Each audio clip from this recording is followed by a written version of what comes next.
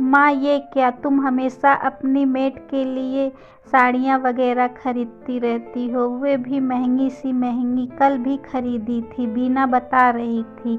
माँ, जो कीमती साड़ियाँ तुम्हारी बहू पर सूट करती हैं, वैसी अगर तुम अपने घर की नौकरानी के लिए, आखिर तुम चाहती क्या हो? क्यों तुलना करने में लगी हो? आपकी नज़र में बीना, जो कि हमारे घर की बहू है, और एक नौकरानी में कोई अंतर नहीं है? गुस्से में लाल पीला होते हुए दीपक ने अपनी माँ से कहा। बाहर दरवाजे की ओट पर छुपी हुई बीना मुस्कुरा रही थी, क्योंकि उसने ही दीपक को बताया था कि उसकी माँ ने कल फिर एक नौकरानी के लिए कीमती साड़ी खरीदी है। तुलना बेटा बहुत भारी शब्द है। खैर, तुम जानते हो एक बहू का फर्ज क्या होता है? बस अपनी सास से उसकी संपत्ति लेने का। बेटा, मैं जो करती हूँ सोच समझ कर करती हूँ, और मैं तुम्हारे पैसे का नहीं बल्कि अपने स्वर्गीय पति के पैसों का सदुपयोग करती हूँ। सुधा गर्व से बोली। मैं कुछ समझा नहीं माँ। तुम्हें बताया था, मगर तुम भी अपनी पत्नी के कहे पर ही। खैर, मैं बुरा नहीं मानती, जीवन साथी हो उसके, मगर बेटा एक अच्छे जीवन साथी का फर्ज अपने साथी को अच्छा बुरा बताकर समझाने में होता है, केवल आंख बंद करके हाँ में हाँ मिलाना नहीं होता है। माँ, साफ साफ कहो ना, आखिर बात क्या है? जानते हो, बीना ने मुझसे कहा था कि माँ आपके ये सोने का हार मुझे चाहिए, बहुत खूबसूरत है और कीमती भी है। मेरी सहेलियाँ तो देखकर ही जल बुझ जाएंगी। उन्होंने बड़े प्यार से दिया था मुझे मेरे बाद ये सब ही उसका ही है, और बहू का मैंने खुशी खुशी उसे दे दिया था। उस दिन तू भी था नज़ा, तेरे चचेरे भाई की शादी में हम सबको जाना था। मेरा सिर दर्द हो रहा था, ये मुझे भी पता था, मगर तू तैयार होकर बाहर गाड़ी पर निकलकर हॉर्न बजाना और बहू को बुला रहा था। और बिना तैयार होकर बाहर आई और मुझसे बोली, मैं निकल रही हूँ मम्मी जी, आप अपना ख्याल रखिएगा।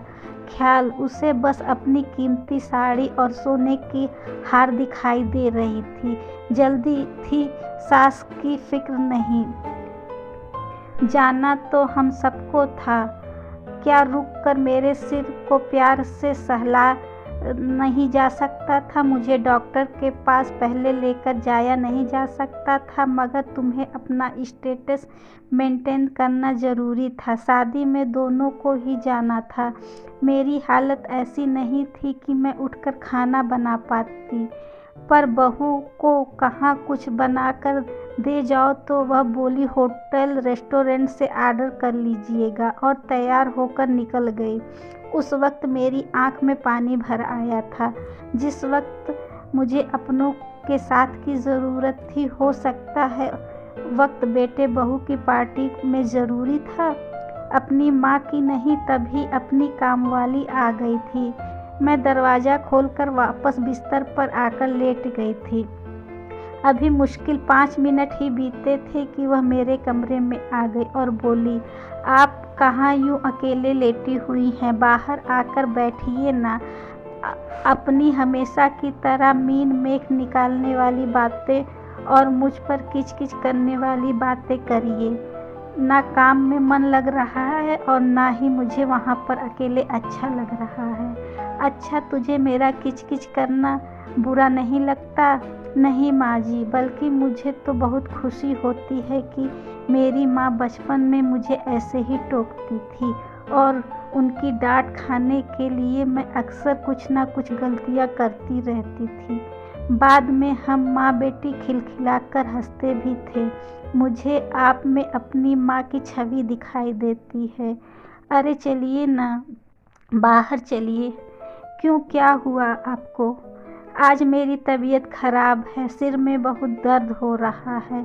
जब मैंने कहा तो वह बोली, अरे तो पहले बताना चाहिए था ना। रुकिए कहकर वह तेजी से रसोई घर में गई, और जब वापस आई तो उसके हाथ में तेल की कटोरी थी। मेरे सिर में मालिश और सिर दबाते हुए सहला रही थी। उस वक्त बहुत सुकून। मुझे फिर पूछा कि आपने कुछ खाया है? मैंने कहा अभी बना ही नहीं है। वह रसोई में गई और झटपट खिचड़ी बनाकर ले आई।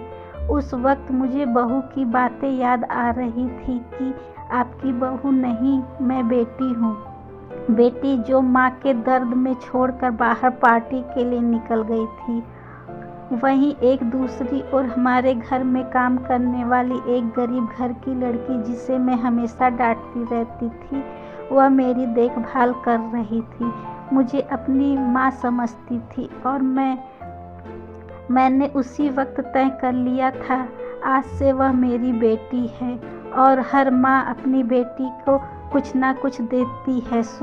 और हाँ, बहू को बता देना, आगे से अपनी तुलना मेरी बेटी से मत करना, कहकर सुधा जी टीवी चलाकर देखने लगी। वहीं दीपक कमरे से बाहर दरवाजे की ओट पर छुपी हुई अपनी पत्नी वीना को देखते हुए बाहर निकल आया था।